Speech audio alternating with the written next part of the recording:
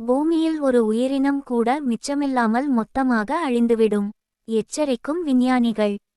Bristol பல்கலைக்கழக விஞ்ஞானிகள் கணினி உருவகப்படுத்துதல் தொழில்நுட்பத்தின் மூலம் இந்த ஆராய்ச்சியை மேற்கொண்டுள்ளனர்.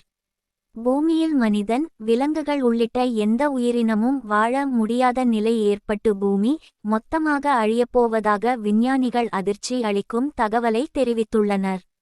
டெல்லி மெயில் அறிக்கையின்படி பிரிஸ்டல் பல்கலைக்கழக விஞ்ஞானிகள் கணினி உருவகப்படுத்துதல் தொழில்நுட்பத்தின் மூலம் இந்த ஆராய்ச்சியை மேற்கொண்டுள்ளனர். அதில் இன்னும் 250 மில்லியன் ஆண்டுகளுக்கு பிறகு பூமியில் பேரழிவு ஏற்பட வாய்ப்புள்ளதாக கண்டுபிடிக்கப்பட்டுள்ளது. விஞ்ஞானிகளின் கூற்றுப்படி பூமியில் மனிதன் உள்ளிட்ட அனைத்து உயிரினங்களும் மறைந்துவிடும். அந்த நேரத்தில் பூமியின் வெப்பநிலை 70 டிகிரி செல்சியஸை எட்டும். அத்தகைய சூழலில் பூமியில் எந்த உயிரினமும் வாழ இயலாது. அனைத்தும் வெப்பத்தின் காரணமாக அழிந்துவிடும். பூமியில் நாம் கார்பனை வெளியேற்றும் வேகத்தின் காரணமாக இந்த அழிவு விரைவில் நிகழ வாய்ப்புள்ளதாக விஞ்ஞானிகள் கூறுகின்றனர்.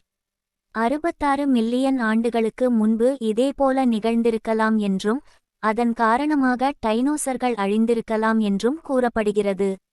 இந்த ஆய்வுக்குழுவின் தலைவர் அலெக்சாண்டர் ஃபார்ன்ஸ்வோர்த் கூறுகையில், அந்த நேரத்தில் உலகில் கார்பன் டை ஆக்சைட்டின் அளவு இப்போது இருப்பதை விட 2 மடங்கு அதிகமாக இருக்கலாம். இதன் காரணமாக உடல் வெப்பமடைந்து மனிதர்கள் இறந்து போகும் சூழல் உருவாகும்.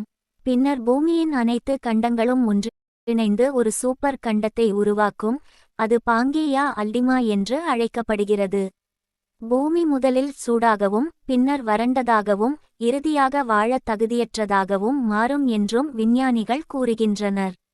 அதமட்டுமன்றி வெப்பம் தாங்காமல் எரிமலைகள் வெடித்து சிதறி பூமியின் பெரும்பகுதி எரிமலையால் மூடப்பட்டிருக்கும் எனவும் கூறப்படுகிறது. அவ்வாறு நிகழும்போது அது அதிக அளவு கார்பன் டை ஆக்சைடை வெளியிடும். அதனால் மக்கள் சுவாசிக்க சிரமப்படுவார்கள்.